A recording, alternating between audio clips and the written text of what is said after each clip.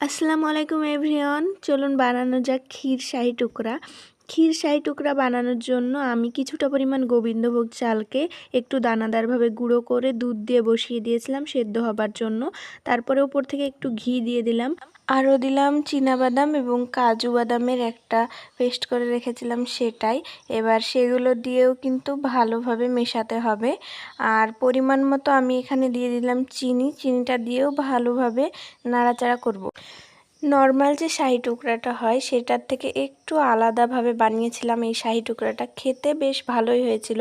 Normal শাহী টুকরার রেসিপিও আমি পরবর্তীতে কিন্তু আপনাদের সঙ্গে শেয়ার করব।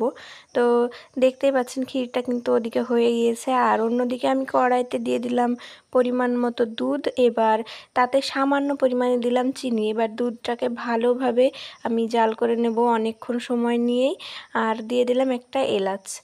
এদিকে আমাদের ক্ষীরটা হয়ে গিয়েছে, আর এখানে নিয়ে নিলাম ব্রেডের একটা টুকরা।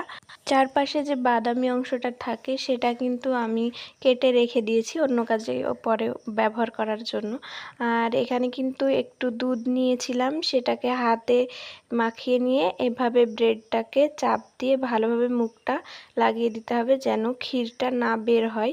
ভেতরে ক্ষীরটা দিয়ে কিন্তু ভালোভাবে মুখটা বন্ধ করে দিতে হবে যেন ভাজার সময় না খুলে যায়।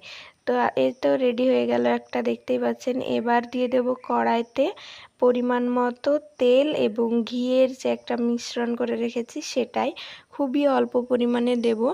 আর তেলটা দেওয়ার পর ভালোভাবে গরম হয়ে আসলে তার উপরে আমি যে ব্রেডটা করে রাখলাম পুর দিয়ে সেটা কিন্তু দিয়ে দেব, এবং অল্প আঁচে অনেকটা সময় নিয়ে বেশ ভালোভাবে ভেজে নিতে হবে। এবার আমি ব্রেডটা দিয়ে দিলাম, এবার উল্টে পাল্টে ভেজে নিতে হবে ব্রেডটাকে। খেয়াল রাখতে হবে যেন ভাজার সময় ব্রেডটা বেশি পুড়ে না যায়, তাহলে কিন্তু খেতে ভালো লাগবে না, খেয়াল রাখতে হবে সেটা। আর এই তো ব্রেডটা একদম পারফেক্ট ভাজা হয়েছে, দেখতেই পাচ্ছেন রঙটা কিন্তু এরকমই আসবে। বেশি ভাজলে কিন্তু তেতো হয়ে যাবে, ভালো লাগবে না খেতে। এবার যে দুধটা করে রেখেছিলাম সেটাতে দিয়ে দিলাম। দুধটা কিন্তু ঘন করে করে রাখতে হবে। এই তো সমস্ত ব্রেডগুলোই কিন্তু করা হয়ে গিয়েছে এখানে, দেখতেই পাচ্ছেন। আর যা নরম হয়েছিল, খেতে বেশ ভালো হয়েছিল। এভাবে কিন্তু শাহী টুকরা বানালে আপনারা একবার খেলে মুখে লেগে থাকবে। আপনারা কিন্তু অবশ্যই বাড়িতে এভাবে একবার ট্রাই করবেন, আর ভালো লাগলে লাইক কমেন্ট আর শেয়ার করবেন। আর আমার ভিডিওগুলি যদি ভালো লাগে আমার ইউটিউব চ্যানেল মি মানসারি সাবস্ক্রাইব করবেন। এই ছিল আজকের ভিডিও, ভালো থাকবেন সবাই, আল্লাহ হাফেজ।